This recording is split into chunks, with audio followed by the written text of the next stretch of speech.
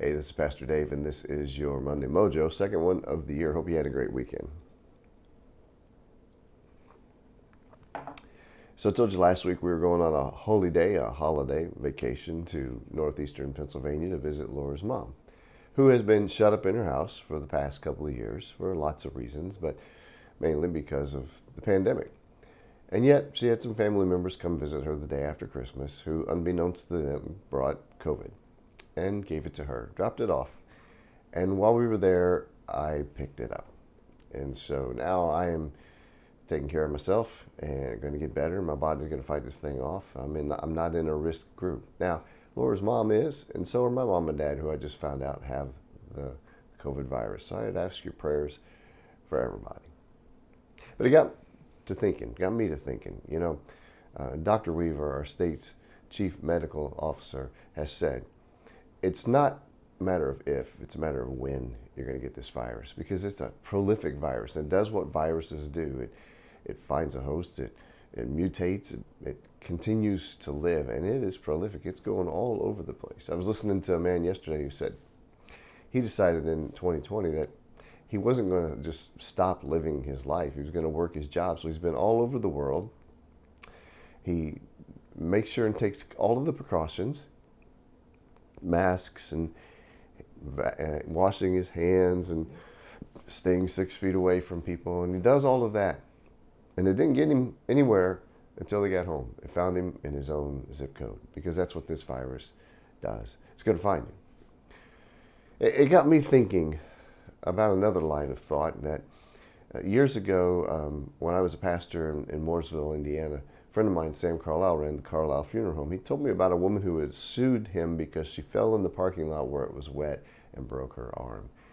And I remember thinking then, we've got our hand sanitizer, we've got everything. We try to take away the randomness of life, but really, we can't. We can't get rid of it. There is no cure for this virus. There are therapeutics. There are things to do. There are precautions to take. There's a good chance that most of us are going to, at some point, have this virus. That's the way it works.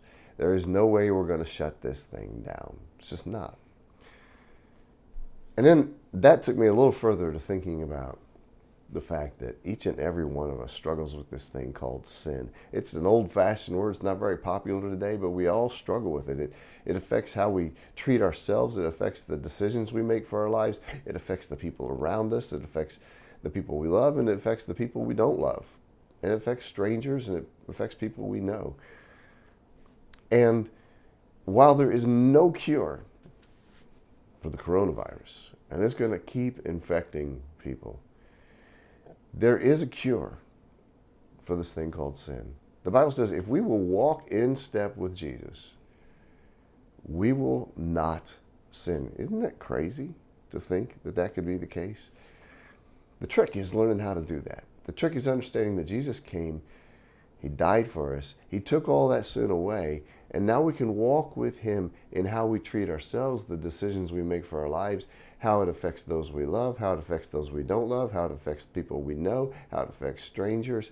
We can walk in a different way. And I've not met a person yet who said to me, yeah, Jesus, he was awesome, but I don't want to be like Him. You know what? If we did do that, then we would find this cure for sin. And that's not random. That's intentional by God Himself. So while we continue to take all the precautions we need to do, and I encourage you to do so, and I encourage you to pray for those who are fighting this thing, I also encourage us to learn to walk with Jesus, just like Him, to get rid of the effects of the sin in our lives. Anyway, that's your Monday Mojo. Have a great week.